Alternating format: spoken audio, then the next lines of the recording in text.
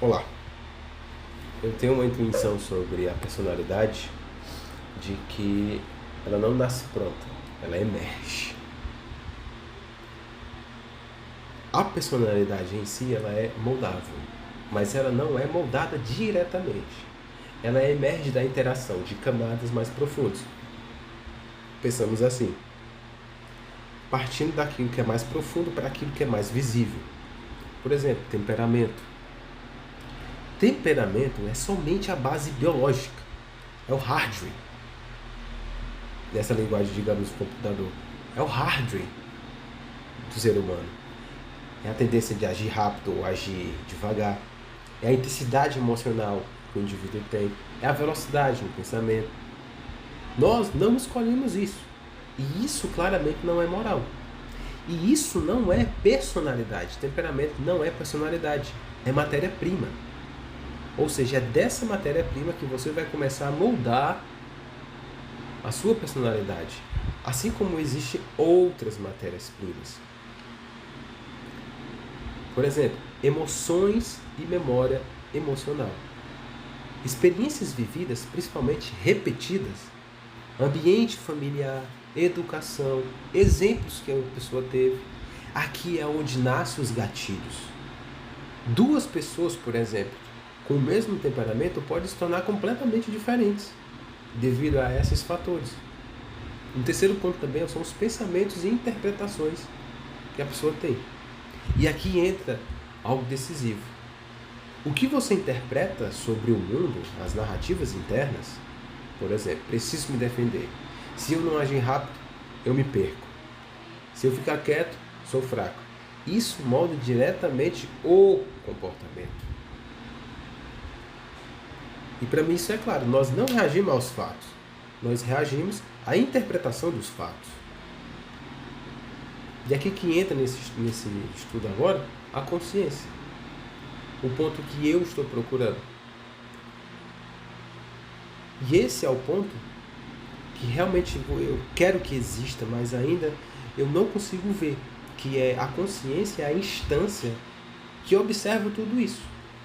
Ela não é a emoção, ela não é o impulso, o pensamento automático, não é nada disso. Ela é o lugar interno que pode dizer: isso surgiu em mim, mas não sou obrigado a agir assim.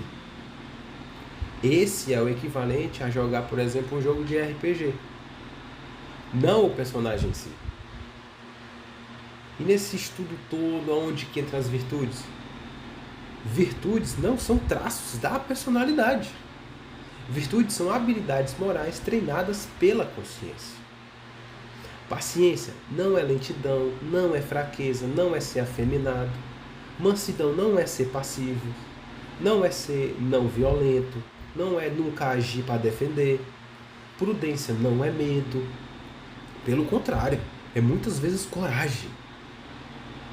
Por exemplo, uma pessoa que tem um temperamento explosivo, governado pela virtude, ela vira prontidão, coragem, decisão firme, incansável. Sem virtude, isso só vira reação cega. Algo banal e bobo. Que a pessoa nunca vai conseguir chegar àquilo que ela tem potencial. Então, o que forma a personalidade, afinal? Agora podemos responder com precisão. A personalidade é formada por, eu digo que por, até o estudo, até onde eu sei, que eu consegui vir por 6 fenômenos. O temperamento, que é a base, a história emocional, que são as memórias, os padrões de pensamento, que são a interpretação que o indivíduo tem sobre si, sobre o mundo, hábitos repetidos, que são, mais na frente, virtudes ou vícios predominantes, e a narrativa pessoal, quem eu acredito que eu sou. Mas quem molda tudo isso é a consciência, mais que consciência, a consciência ativa. Porque sem consciência, a pessoa vira refém dos temperamentos, confunde reação com identidade, pensamento com identidade, diz eu sou assim mesmo. Agora, com consciência, a pessoa se constrói, escolhe quem quer se tornar, responde em vez de agir, pensa antes de agir. Fazendo analogia com o jogo de RPG, digamos que no RPG, personagem tem atributos iniciais, digamos, temperamento. O jogador toma decisões e decide ações. Digamos que é como se fosse a consequência daquilo. As escolhas constroem a moral dentro do jogo, ou seja, as virtudes e os vícios. E no final o personagem se torna alguém. E na vida real é mais ou menos assim. Poucos assumem o papel de jogador. A maioria vive somente como NPC da sua própria história. E o que a gente está fazendo agora é assumindo o controle da nossa história, de quem a gente de fato tem a responsabilidade de nos construir.